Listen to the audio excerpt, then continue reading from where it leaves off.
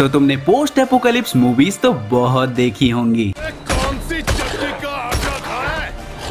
जहां दुनिया खत्म हो जाती है और अपने मेन कैरेक्टर को उस दुनिया में बुरे लोगों से, कभी ज़ॉम्बीज से तो कभी हॉर्नी औरतों से बचते हुए भी सरवाइव करना पड़ता है। पर क्या हो अगर हमारे सुपर हीरो ऐसी दुनिया में फंस जाएं तो तुम्हें ज्यादा सोचने की जरूरत नहीं है। आज की वीडियो में मैं तुम्हें वही कहानी सुनाने जा रहा हूँ और ये मेरी फेवरेट स्पाइडरमैन की कहानियों में से भी एक है, तो इस वीडियो को पूरा जरूर देखना। अब ये कहानी शुरू होती है जब पीटर और एमजे ल्यूक केज और जेसिका जोन्स के साथ पिज्जा खा रहे थे और पीटर की बेटी सीलिंग से लटक रही थी। एकदम नॉर्मल घर वाला माहौल था, जैसे हम लोग बचपन में मिट्टी खाते थे वैसे उसकी बेटी सीलिंग से लटक रही थी, एकदम वैसा ही सीन था। पर तभी उसकी बेटी, स्पाइडर ग्वेन, पीटर और माइल्स सबकी मकड़ी घंटी इतनी जोर से बजती है जैसे तो पूरी दुनिया तबाह होने वाली हो। स्पाइडरमैन बोलता भी है कि ये उस स्पाइडर सेंस से भी ज्यादा स्ट्रॉन्ग है जो मैंने फील की थी जब गैलेक्टस धरती पर आ रहा था। उसके अलावा मून गर्ल ने भी कंप्यूटर पे ये सेंस किया था। इधर प्रोफेसर एक्स, जीन ग्रे और तो और एपोकलिप्स को भी ये चीज महसूस हो गई थी। तभी मून गर्ल फैंटास्टिक फोर के पास पहुंच जाती है अपने डायनासोर से। सारे के सारे साइंस की लैंग्वेज में बात करने लगते हैं कि ये सारा कुछ हो क्या रहा है।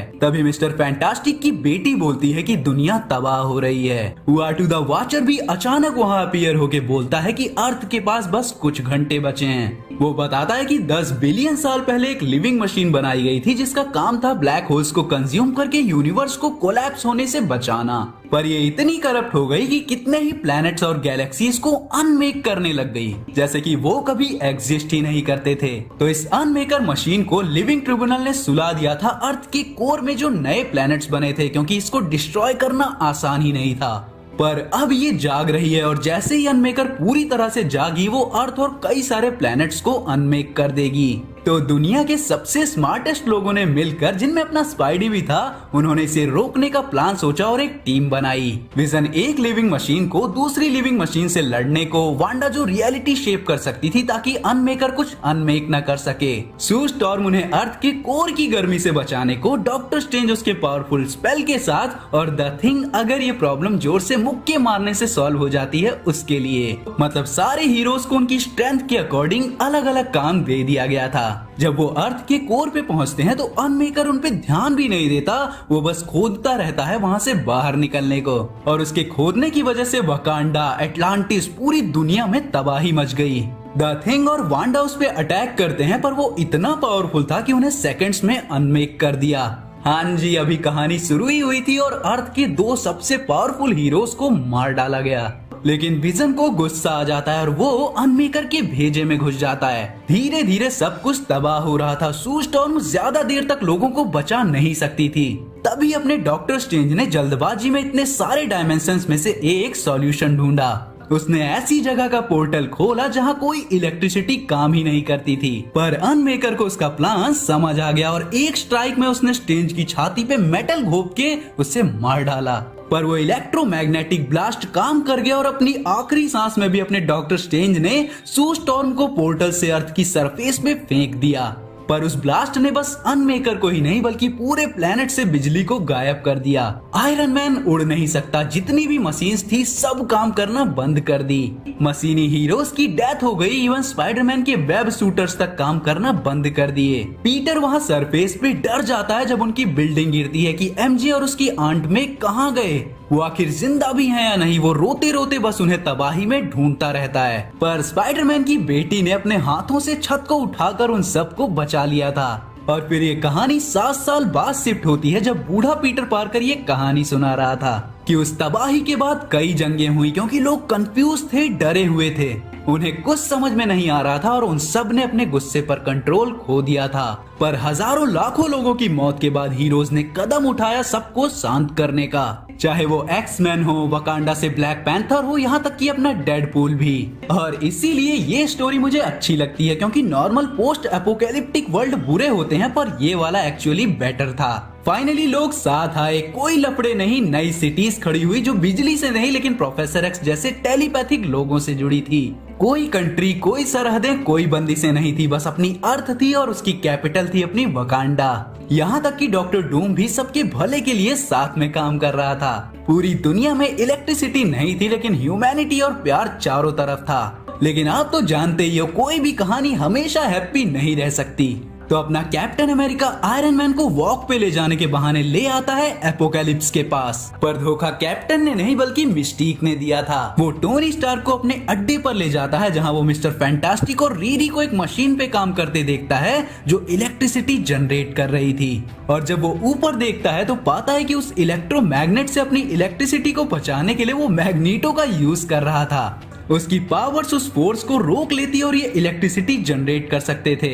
यहाँ रिवील होता है कि एपोकैलिप्स को आयरन मैन की हेल्प चाहिए थी अनमेकर को वापस से जगाने के लिए। फिर टोनी स्टार्क को पता चलता है कि ये हीरोज उसे धोखा नहीं दे रहे थे बल्कि पर्पल मैन ने उनका माइंड कंट्रोल किया हुआ था, और उसी वक्त वो टोनी स्टार्क का भी माइंड कंट्रोल कर लेता है। मतलब शांति के बाद एपोकैलिप्स चाहता था तबाही। टोनी के गायब होने के बाद ब्लेड और वुल्वरिन उसकी गुफा में आते हैं। अब यहाँ ध्यान देना, वुल्वरिन लॉरा वाली है, लोगन वाली नहीं। पेपर पॉट्स उन्हें बताती है कि टोनी स्टीव के साथ गया था, पर लॉरा बोलती है कि ये स्मेल स्टीव की नहीं बल्कि मिस्टीक की है। वो उसकी स्मेल का पीछा करते हैं जहाँ से वो गायब हुआ था। वहाँ जाकर स्मेल से वो पता लगाती है कि ये एपोकैलिप्स था। सारे हीरोज टचाला और डॉक्टर डूम के पास जाते हैं। डूम बोलता है कि हमें टोनी को बचाना होगा वरना ये जो पैराडाइज है वो आग की लपटों में जल के राख हो जाएगा। हर कोई बोलता है कि मैं जाऊंगा टोनी को बचाने, और डॉक्टर डूम पीछे बोलता रहता है टिक टिक टिक। टाइम निकला जा रहा था, पर प्रॉब्लम ये थी कि उन्होंने एपोकैलिप्स के किंगडम से इतनी दूरी बनाए रखी थी इतने टाइम से कि वो जल्दबाजी में लड़ने नहीं जा सकते थे। तभी टचाला बोलता है कि कोई है जो जल्दबाजी में भी जा सकता है। उनका प्लान था कि क्विक सिल्वर अंदर घुसकर बाहर भी आ जाएगा और एपोकैलिप्स को पता तक नहीं चलेगा। पर पिएट्रो को वहां अपना डैड मैग्नीटो दिखा और उसे बचाने के चक्कर में वो शॉक लग के वहीं गिर गया। ऑक्टेवियस बोलता है कि अब इसे भी पकड़ लेते हैं, लेकिन एपोकैलिप्स कहता है कि नहीं, इसे वापस जाने दो, और वो वापस टचाला के पास आ जाता है। लेकिन ट्विस्ट यहाँ पे ये आता है कि अब पिएट्रो भी पर्पल मैन के कंट्रोल में था। वो वापस आकर सबसे पहले ओकोई को ही मार देता है। जॉनी स्टॉर्म यानी अपना ह्यूमन टॉर्च फ्लेम ऑन बोलता है, लेकिन उतने में पिएट्रो उसके अंदर भाला घुसा के उसे भी मार देता है। जीन ग्रे उसको सुला देती है, लेकिन इधर जॉनी स्टॉर्म फटने वाला होता है। सूजन स्टॉर्म अपने भाई को बचाने की कोशिश करती है, लेकिन अपनी पूरी पावर्स लगाने के बाद भी वो उसको नहीं बचा पाती। वो राख बन के उसके हाथों से उड़ जाता है। क्विक सिल्वर घायल बेट से सबसे माफी मांगता है और बताता है कि कैसे एपोकैलिप्स उसके बाप का यूज करके इलेक्ट्रिसिटी जनरेट कर रहा है और कैसे उसने दुनिया के सबसे स्मार्टेस्ट लोगों को कंट्रोल में कर रखा है ताकि वो उसके लिए वेपन्स बना सकें। पर जैसे ही वो रीड रिचर्ड्स का नाम लेता है, सूजन स्टॉर्म शॉक हो जाती है। उसका बेटा, उसका हस्बैंड दोनों गायब थे और अपने भाई को तुरंत खोने के बाद उसमें एक उम्मीद जागती है कि शायद रीड अभी भी जिंदा हो। इधर एपोकैलिप्स किसी के साथ तैयारी करता है। वो बोलता है कि हम तीनों तैयार हैं और हम देखते हैं वेनम और कार्नेज का मिक्स, लेकिन उसके अंदर कौन है, उसका होस्ट कौन है, ये नहीं दिखाया जाता। और अब तो उन्हें अटैक करना ही था। अगले इशू का स्टार्ट होता है टचाला और स्टॉर्म के किस से, जब वो बहुत सारे रेफ्यूजीज को अफ्रीका लाती है वकांडा की सुरक्षा में। क्योंकि यूरोप पे एपोकैलिप्स का राज था तो टचाला वहां से सबको बचा के लाना चाहता था, उस शिप यानी हेली कैरियर से जो बिना बिजली के अब शिप बन चुका था। पेपर आयरन आर्मर पहन के निक फ्यूरी से शिप मोड़ने को कहती है। सूजन स्टॉर्म बोलती है कि एक छोटी बोट दे दो, हम चले जाएंगे। पर निक फ्यूरी बोलता है कि अगर नेमर बीच में आ गया तो तुम्हें रेस्क्यू कर जाना पड़ेगा। तो स्टॉर्म बोलती है कि हमें हमारे किंगडम को भी बचाना है तो जल्द से जल्द यूरोप जाया जाएगा। सूजन की बेटी मून गर्ल को एल्सा ब्लडस्टोन ब्लेड को और मेरी जेन पीटर को गुड बाय बोलती है मिशन के लिए। हाँ, ये एल्सा वही वेयरवुल्फ बाय नाइट वाली ही कैरेक्टर है। निक फ्यूरी पीटर को बोलता है कि मैं खुश हूँ कि मुझे ये शांत और खूबसूरत दुनिया देखने को मिली। इधर डॉक्टर डूम प्लान बनाता है एपोकैलिप्स को खत्म करके यूरोप को फ्री करने का। तभी वो किसी के चिल्लाने की आवाज सुनते हैं। पीटर की बेटी और जेसिका जोन्स की बेटी चुपके से शिप पर आ गए थे। पर मे यानी पीटर की बेटी चिल्लाई क्योंकि उसका सर जोर से बजता है। तभी पीटर का भी सर जोर से बजता है और वो सबको झुकने के लिए बोलता है, लेकिन एक हुक निक फ्यूरी के आर पार हो जाती है और उसे पानी में खींचते हैं घोस्ट राइडर्स। जब दुनिया अंधेरे में गई तो पायरेट्स ने डेविल के साथ डील की थी और ये उसी का नतीजा था। लॉरा वुल्वरीन और उसकी क्लोन को कोलोसस घोस्ट राइडर्स की तरफ फेंकता है ताकि शिप को वो उनसे दूर ले जा सकें। दोनों जहाजों के बीच लड़ाई चलती है। डॉक्टर डूम, पेपर सब अटैक करते हैं घोस्ट राइडर्स पे। तभी पिंग पैंग फूम पानी से निकलता है। मी डर जाती है, लेकिन पीटर उसे बोलता है कि ये मॉन्स्टर है, लेकिन हमारा वाला मॉन्स्टर है। पिंग पैंग फूम पर आंट मैन चढ़ा हुआ था जो उनकी शिप को बचा के घोस्ट राइडर्स की शिप को डुबा देता है। वो उस किनारे का गार्जियन था जिसके पास वो थे। उनकी शिप बच जाती है। आंट मैन उनसे पूछता है कि ट्रिप कैसी थी, तो वो बोलते हैं कि हमने किसी अपने को खो दिया। निक फ्यूरी जो कुछ मोमेंट पहले ये बोल रहा था कि अच्छा है कि मैं ये सब देखने के लिए जिंदा हूँ और अब हमें एक और दोस्त को अवेंज करना पड़ेगा एक दूसरे को प्रोटेक्ट करते हुए। हीरोज यूरोप पहुंचकर निक फ्यूरी को दफनाते हैं। तभी वहां उन्हें वेलकम करने डेडपूल आता है और ये जानकर कि फ्यूरी मर चुका है, इवन वो भी सैड हो जाता है। उधर एपोकैलिप्स टोनी स्टार्क और बाकी लोगों को सोई हुई मशीन के पास ले जाता है। डॉक्टर स्ट्रेंज की डेड बॉडी वहीं पड़ी हुई थी। एपोकैलिप्स को लगता है कि उस अनमेकर के अंदर न्यूट्रॉन स्टार है जिससे कि उसे पावर मिलती है और अब एपोकैलिप्स मन बना लेता है कि उसे उस पर कंट्रोल चाहिए। टोनी स्टार्क बोलता है कि ये इम्पॉसिबल जरूर है, लेकिन मैं हर चैलेंज के लिए तैयार हूँ। उधर हीरोज प्लान बनाते हैं एपोकैलिप्स के अड्डे पे जाने का और किस किस को ले जाना है उसका। डेडपूल बोलता है कि हम बच्चों को पीछे नहीं छोड़ सकते। इस पे डॉक्टर डूम भी उसका साथ देते हुए बोलता है कि मे पार्कर ने हम सब की जान बचाई थी। उसी ने हमें सबसे पहले वार्न किया था, जिसकी वजह से हम सब अभी जिंदा हैं। इवन जेसिका जोन्स भी यही बोलती है कि बच्चे अपने साथ ही सबसे ज्यादा सेफ हैं। और डेडपूल बोलता है कि चलो फैमिली ट्रिप पे, और अपनी बस दिखाते हुए बोलता है कि बैठ जाओ डेड मोबिल पे। पेपर पॉट्स पूछती है कि तुम हमारे टूर गाइड कब से बन गए। इस पे डेडपूल बोलता है कि मैं इस जगह के हर इलाके में काटा टूटा मारा गया हूँ, मुझसे ज्यादा कौन जानेगा। और वो उन्हें नजारे दिखाते हुए ले जाता है। वो एक जगह कैंप के लिए रुकते हैं और ब्लेड को जंगल में से एक आवाज सुनाई देती है। उस आवाज को फॉलो करते हुए लॉरा, गैबी और ब्लेड जाते हैं। तभी लॉरा पर अटैक हो जाता है और फिर अटैक होता है गैबी पर। डॉक्टर डूम सबको एक साथ रहने के लिए बोलते हैं, लेकिन ये अटैक था वेनम और कार्नेज के मिक्स का, जो फिर मून गर्ल पे भी अटैक करते हैं। लेकिन डेविल डायनासोर उस अटैक को अपने ऊपर ले लेता है और उसके बाद वो वेनम को खा के थूक देता है। पर अब हीरोज संभल चुके थे। वो वेनम और कार्नेज कितने भी ताकतवर हों, पर हीरोज उनसे ऑलरेडी लड़ चुके थे। तभी पेपर पॉट सामने आती है और सिम्बियोट्स की कमजोरी यानी आग से उन सबको जला देती है और फिर वो सिम्बियोट अपने होस्ट को छोड़ देते हैं। सूजन स्टॉर्म सबको प्रोटेक्ट करती है। उतने में स्टॉर्म उन सब पर बिजली गिरा देती है फुल साउंड में, और उस रात कोई नहीं मरा, बल्कि उन्हें एक नया दोस्त मिल चुका था। उन दोनों सिम्बियोट का होस्ट और कोई नहीं बल्कि अपना माइल्स मोरालेस था, और वो उन्हें बताता है कि उसे पता है कि एपोकैलिप्स दुनिया का अंत कैसे करेगा।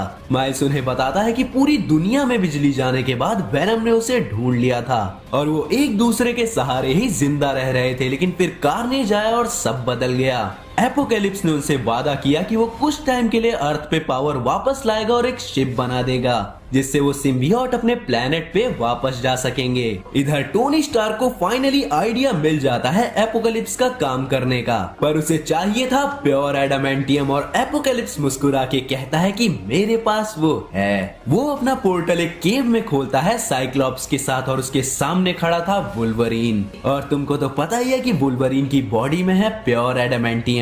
साइक्लॉप्स भी पर्पल मैन के वश में था और वो बोलता है कि लोगन मुझे रोक लो ये करने से, लेकिन वो जबरदस्ती उसकी आंखें खुलवा देते हैं। लोगन की पूरी बॉडी जलकर राख हो जाती है, उसकी एडामेंटियम हड्डियों को छोड़कर, जो कि उन्हें चाहिए थी। पर डॉक्टर ऑक्टो ऑक्टेवियस एपोकैलिप्स से अकेले में बात करता है। वो बोलता है कि प्लान तो ठीक है, लेकिन अगर तुम अनमेकर के दिमाग में गए तो वापस आने का एक ही तरीका होगा, और वो होगा पूरे प्लेनेट की तबाही। एपोकैलिप्स बोलता है कि इसमें क्या दिक्कत, लेकिन ऑक्टेवियस बोलता है कि फिर हम कहाँ जाएंगे बे। एपोकैलिप्स बोलता है कि तू बहुत चालाक है ऑक्टेवियस, मेरे प्लान में दखल न बन जाए।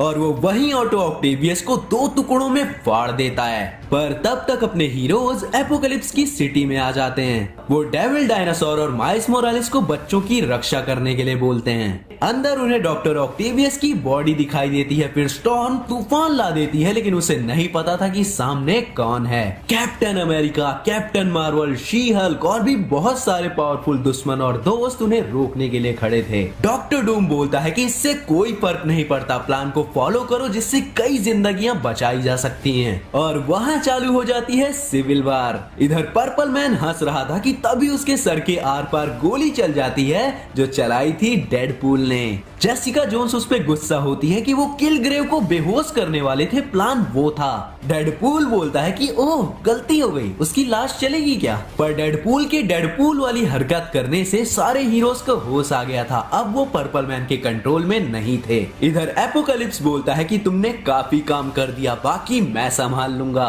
और वो उनको मारने वाला होता है। तभी हमारे हीरोज दरवाजा तोड़कर अंदर आते हैं पूरे गुस्से में। नाइट क्रॉलर एपोकलिप्स के आर्मर को चुरा के वहां से टेलीपोर्ट हो जाता है। उनका प्लान था एपोकलिप्स के माइंड को उसकी एबिलिटीज से अलग करना, लेकिन डॉक्टर डूम तो डॉक्टर डूम था। उसका अपना अलग ही प्लान चल रहा था। वो एपोकलिप्स को जिंदा नहीं छोड़ना चाहता था। वो ड्रैकुला को बोलकर एपोकलिप्स को कटवा देता है, जिससे एपोकलिप्स भी वैम्पायर बन जाए। और वैम्पायर बनते ही ब्लेड ने ड्रैकुला और एपोकलिप्स दोनों का सर धड़ से अलग कर दिया। और पीटर सोचता है कि अच्छा है कि मैं बच्चों को पीछे छोड़ आया। सूजन और रीड, टोनी और पेपर वापस मिलते हैं। मैग्नीटो फ्री हो जाता है और सारे हीरोज वापस अपने घर निकल पड़ते हैं। और डार्क एज कॉमिक का फाइनल पार्ट यही खत्म हो जाता है। तो गाइस, अगर तुम ऐसी और भी एंटरटेनिंग कॉमिक्स को चाहते हो कि मैं नैरेट करूं, तो इस वीडियो का लाइक टारगेट रखते हैं 2K लाइक्स। और इसी के साथ ही चैनल को भी सब्सक्राइब कर लो। और मेरी डार्क और डिस्टर्बिंग सीरीज भी चाहो तो आप चेकआउट कर सकते हो। अब MCU में कभी कुछ अच्छा आएगा तो देख लेंगे। बाकी ये वीडियो उनसे शेयर कर देना जिन्हें मार्वल पसंद है, लेकिन लव एंड थंडर की जगह कुछ अच्छा देखना चाहते हैं।